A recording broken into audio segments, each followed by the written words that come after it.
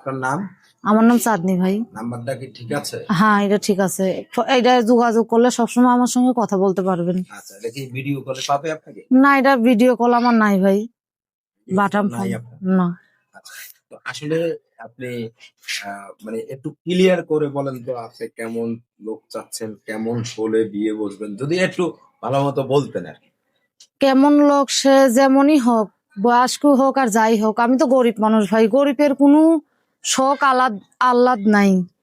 আমি গরিবের মেয়ে, যে আমার দুই বেলা দুই মুঠো খাওয়াইতে পারবে, সে যেমন বয়সেরই হোক, আমার কোনো সমস্যা নেই ইনশাল্লাহ। সে যদি আমার ডাল ভাত নুন ভাত যাই হোক খাইয়ে আমার রাখতে পারে, আমার মার আমার ছোট ভাইয়ের দায়িত্ব নিয়ে, অত মানুষের দায়িত্ব নিয়ে লাগবে না, তবুও যদি আমার সে টানে, ইনশাল্লাহ তাতেই আমি খুশি। সে যেমনই হোক, আমার কোনো সমস্যা নাই। আর অত আশাও নাই মনে, যে বড় লোক হইলে আশা থাকতো ভাই।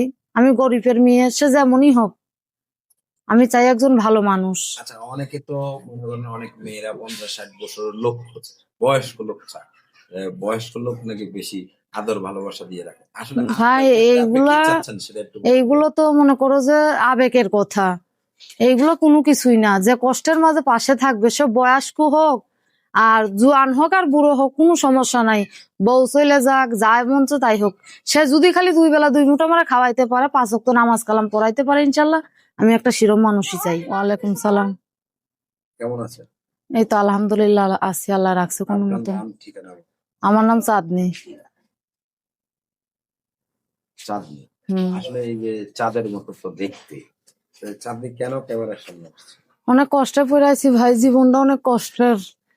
বাবা নাই, মা আছে, নিজে কাজ করি। আগে বাসা বাড়িতে কাজ করতাম, এখন সেলাই মেশিনের দোকানে কাজ করি। 200-300 টাকা পাই, সংসার চলে না, অনেক অভাবে দিনকাল যায়। ছোট একটা ভাই আছে, বাবা নাই, মাটাও অসুস্থ। এখন চাই একজন ভালো মনের মানুষ, যে আমার পাশে দাঁড়াবে, যে আমার দায়িত্ব নেবে। আচ্ছা, যে আপনাকে ভালোবাসবে, আপনার দায়িত্ব নেবে, হুম। মানে আপনার আগে বিয়ে শাদী হয়েছে কিনা, না ভাই। একদম ডিটেলস একটু বলেন যে আসলে। না না, আমার বিয়ে শাদী হয় নাই। আগে বিয়ে শাদী হয়েছে? না এখনো বিয়ে হয়? না, বিয়ে লেখাপড়া শাদী হয় নাই। করেছেন? লেখাপড়া সেরকম নাই, অল্প কিছু আছে নাম লেখার মতন। নাম লেখার মতো। হুম। তো আসলে এই যে ক্যামেরার সামনে আপনার মতো সুন্দরী মেয়ে কেন আসে? ভাইরে, মানুষ কষ্টে না পড়লে ক্যামেরার সামনে আসে না। অনেক কষ্টে পড়ে প্রতিবেদনের সামনে আইছি। আর মনে করো যে বাসা ভাড়া দিতে হয়, একলা হাতে কাজ করে মনে করো যে সমর্থ হয় না। আর জানেন তো বাংলাদেশে সবকিছুরই দাম বেশি। আমাদের মতন গরিব মানুষের বেঁচে থাকা অনেক কঠিন। আচ্ছা, এই যে গরিব মানুষ বেঁচে থাকা অনেক কঠিন, আপনি কি কাজ করেন? আমি এখন সেলাই মেশিনের দোকানে কাজ করি, 200-300 টাকা পাই। দিনের টাকা দিনেই দেয়। যেরকম কাজ হয়তো যেদিন একটু বেশি করি সেদিন একটু বেশি, 200-300 এর উপরে যায় না।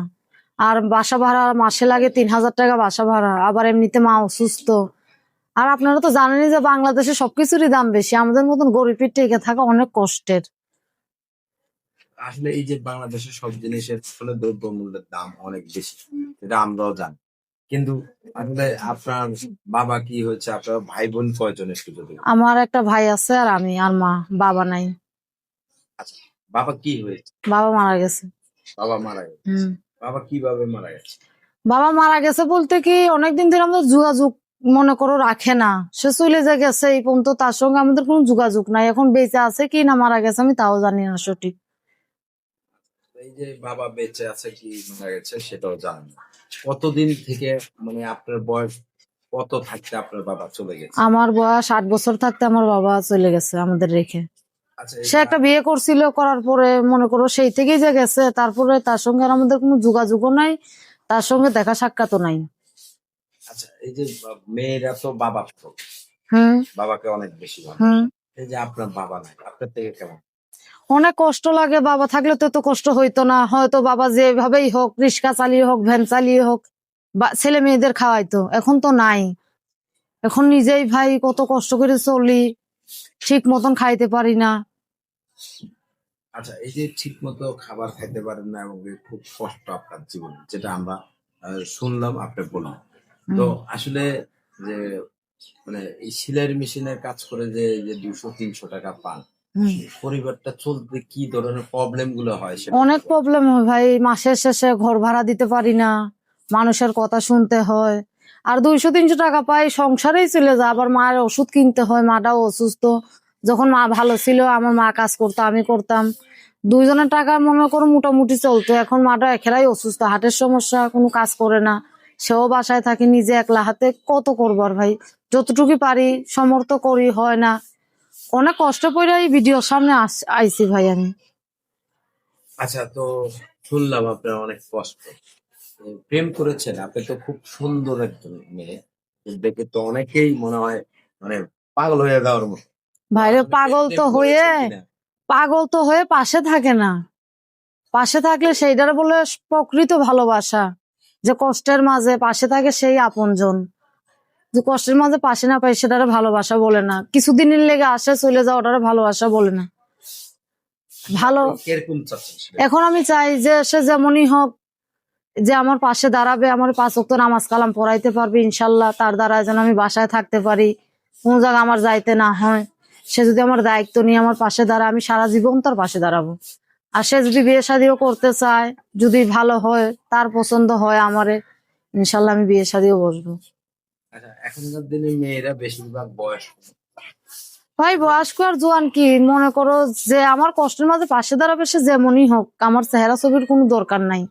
মানুষের চেহারা ছবি দিয়ে ভালোবাসা প্রকাশ হয় না, মানুষের মন মানসিকতা দিয়ে ভালোবাসা প্রকাশ হয়।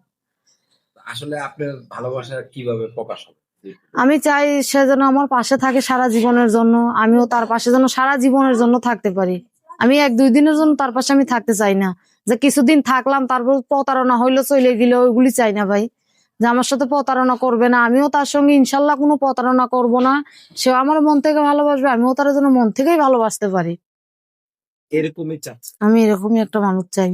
আচ্ছা, দেখা গেল যে এখনকার যুগে বেশিরভাগ বয়স্ক লোক 50-60 বছরের লোকেরা মেয়ে মানে ইয়াং বয়সের মেয়েদেরকে বিয়ে করতে চায়।